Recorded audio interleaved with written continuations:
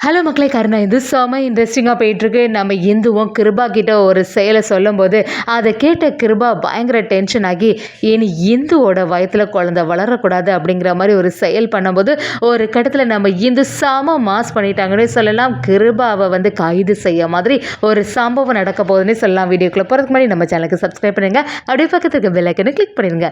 அப்போ தான் நான் போடுற வீடியோலாம் உங்களுக்கு நோட்டிஃபிகேஷனாக வரும். கிருபாவும் திவாகரும் சேர்ந்து நம்ம கருணாவை பார்க்கறதுக்காக வராங்க. அந்த சமயத்தில் அந்த சவுண்டை கேட்ட உடனே நம்ம ஏந்துவோம், இனிமே இவன் வெளியிலேயே போகக்கூடாது, நம்ம 2 பேரும் ஒன்று சேர்ந்து இருக்க மாதிரி ஒரு செயலை பண்ணணும்னு சொல்லிட்டு உடனே நம்ம கருணா கிட்ட வா இப்போவே உனக்கு கோல்டு இருக்குல்ல, இந்த ஆவி பிடிச்சிக்கோன்னு சொல்லிட்டு பெட்ஷீட்டை போத்து வைக்கிறாங்க.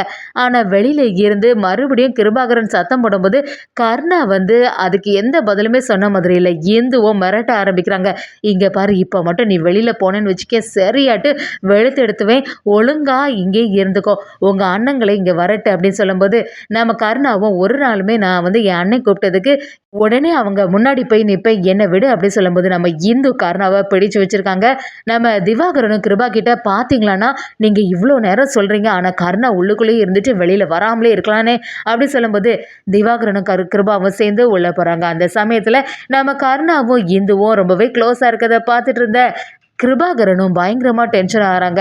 கருணா, நான் தான் உங்ககிட்ட ஒரு வேலை சொல்லியிருக்கேன்ல, அதை செய்யவா அப்படின்னு சொல்லிட்டு கருணாவை பயங்கரமாக இழுத்துட்டு அந்த இடத்துலேருந்து போகிறாங்க. அந்த சமயத்தில் திவாகரனும் கிருபா கிட்ட, அண்ணா இங்கே நடக்கிறது எதுவுமே சரியில்லை, கூடிய சீக்கிரமாக இவங்களை பிரிச்சிடலான்னு பார்த்தா போகிற பார்த்தா இவங்க 2 பேரும் ஒன்று சேர்ந்துருவாங்க போலே அப்படிங்கிற மாதிரி திவாகரன் கிருபா கிட்ட சொல்லும்போது கிருபாவும் என்ன சொல்கிற, எப்படி இருந்தாலுமே கருணா நம்ம பேச்சை மீற போகிறதே இல்லை அப்படி சொல்லும்போது திவாகரனும் நீ சொல்கிறதெல்லாம் சரியாக தான் இருக்குன்னா, ஆனால் இந்த இந்துவை பற்றி எனக்கு நல்லாவே தெரியும், ஏதாவது ஒரு முடிவு பண்ணிட்டேன்னா கண்டிப்பாக அதை செய்தே தீருவா, எனக்கு ஏதோ சந்தேகமாக தான் இருக்கு அப்படி சொல்லும்போது நம்ம கிருபாகரனும் நீ சொல்றதா சரிதான், நம்ம எதுக்கும் கொஞ்சம் ஜாக்கிரதையாகவே இருக்கணும்னு சொல்லிட்டாங்க.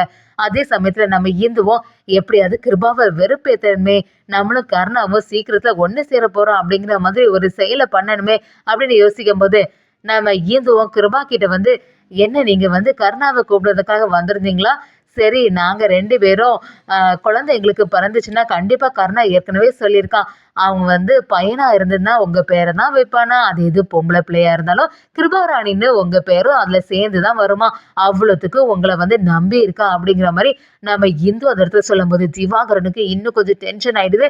எவ்வளோ தைரியம் தான் இந்த இந்து நம்ம முன்னாடி எப்படி சொல்லுவா, யாருமே நம்ம முன்னாடி பேசுறதுக்கு தயங்கும் போது இந்த இந்து இப்படி சொல்லிட்டாளே அப்படின்னு சொல்லிட்டு திவாகரனுக்கு பயங்கரமாக டென்ஷன் ஆகுது.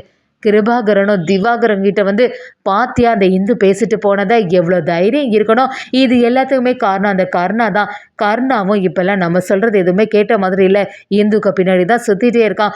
ஒரு நாளுமே கருணா மூலமாக இந்த இந்துவை கன்சீவ் ஆகவே கூடாது, அவளுக்கு வயத்தில் குழந்தையும் வளரவே கூடாது அப்படி சொல்லிட்டு அந்த இடத்துல கிருபாகரன் சொல்லும்போது திவாகரனும் அதை பற்றியெல்லாம் நீ கவலையே படாதன்னா, எல்லாத்தையுமே நானே கவனிச்சிடுறேன், ஒரு நாளுமே அப்படி ஒரு சம்பவம் நடக்க போகிறதே இல்லை, இந்தோட வயத்தில் குழந்தை வளர்ந்தா தானே அப்படிங்கிற மாதிரி திவாகரன் ஒரு செயலை பண்ணுறாங்க.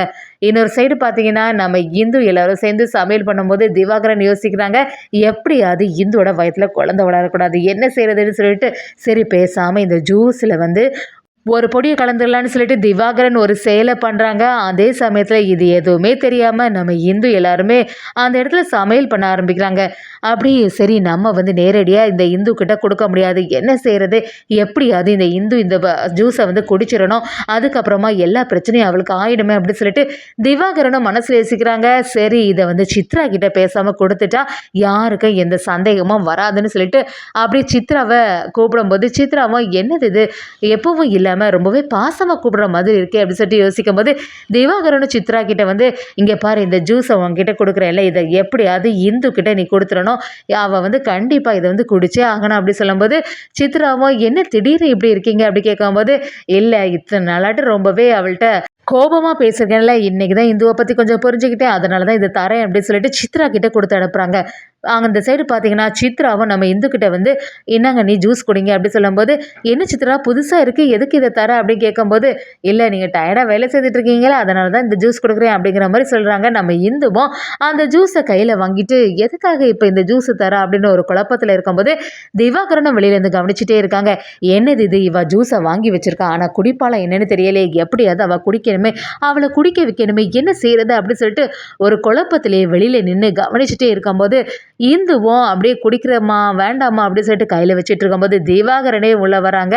இந்து கையில என்ன ஜூஸ் வச்சுட்டு இருக்க, பேசாம அதை கொடி, அப்பதானே வந்து தெம்பா வேலை செய்ய முடியும் அப்படிங்கிற மாதிரி சொல்லும்போது நம்ம இந்துவுக்கு கன்ஃபார்ம் ஆயிடுது, சந்தேகம் வந்துடுது.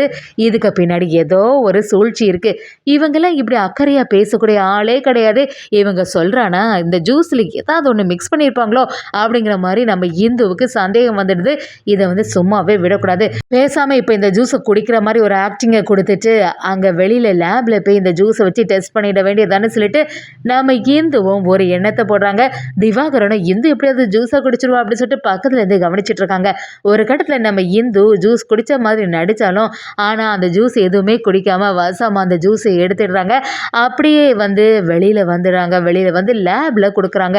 எனக்கு வந்து இந்த ஜூஸுக்குள்ள ஏதாவது கலந்துருப்பாங்களோ அப்படிங்கிற மாதிரி ஒரு சந்தேகம் இருக்கு, இதுல அப்படி என்னதான் கலந்துக்கிறாங்க அப்படிங்கிறது எனக்கு தெரிஞ்சுக்கணும்னு சொல்லிட்டு அந்த இடத்துல டெஸ்ட் பண்ண கொடுக்கும்போது அவங்களும் டெஸ்ட் பண்றாங்க. அதுல ஒரு விஷயம் தெரிய வருது. அப்படி இந்து கிட்ட வந்து சொல்ல ஆரம்பிக்கிறாங்க, இந்த ஜூஸ்ல வந்து பிரெக்னன்சியை வந்து கலைக்கிறதுக்காக ஒரு பொடி ஏதோ ஆட் பண்ணியிருக்கு மேடம் அப்படி சொன்ன உடனே நம்ம இந்து அப்படியே அதிர்ச்சியாக நிற்கிறாங்க. எவ்வளோ தைரியம் இருந்தால் இப்படி ஒரு செயலை பண்ணியிருப்பாங்க, இதை வந்து இவங்கள்ட்ட இருந்து நான் எதிர்பார்க்கவே இல்லை, அதுவும் இந்த திவாகர் அவங்க இப்படி செய்துட்டாங்களே அப்படின்னு சொல்லிட்டு நம்ம இந்துவும் இதை இனி சும்மாவே விடக்கூடாது, நம்மளை என்ன லேஸில் பட்டவா நினச்சிட்டாங்க, இனி வந்து இதை வந்து ஒரு செயல் இனி யாருக்குமே பண்ணாதவாறு அவங்களுக்கு ஒரு வழி காட்டணும்னு சொல்லிட்டு நம்ம இந்து செம அதடியாக உடனே ஒரு அதிகாரியை கூப்பிடுறாங்க. அந்த அதிகாரிக்கிட்ட வந்து கம்ப்ளைண்ட் பண்ண ஆரம்பிக்கிறாங்க, எங்கள் வீட்டில் நடக்கிறது எதுவுமே சரியில்லை, இப்படி ஒரு செயலை பண்ணிட்டாங்க அப்படிங்கிற மாதிரி நம்ம அதிகாரிகளை அங்கே கூட்டிகிட்டு வராங்க. அதே சமயத்தில் நம்ம கிருபாவும் திவாகரன் கிட்ட என்ன திவா ஆச்சு, இந்துவோட வயிற்றுல குழந்தை வளராதானே அப்படின்னு கேட்கும்போது திவாகரனும் நீ எதை பற்றியுமே கவலைப்படாதானே, நான் ஒரு தரமான செயல் பண்ணிட்டு வந்திருக்கேன் அப்படின்னு சொல்லிட்டு கிருபாகரன் கிட்ட சொல்ல ஆரம்பிக்கிறாங்க.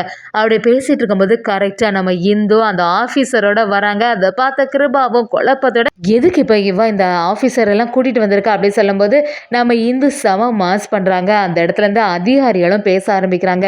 அப்படியே இங்கே நடக்கிறது எதுவுமே சரியில்லை, ஒருத்தங்க என்னோட ஜூஸில் ஒரு செயலை பண்ணி எனக்கு ஆபத்து வர மாதிரி ஒரு வேலையை பண்ணிட்டாங்க அப்படி சொல்லும்போது திவாகரன் அப்படியே அதிர்ச்சியாக நிற்கிறாங்க.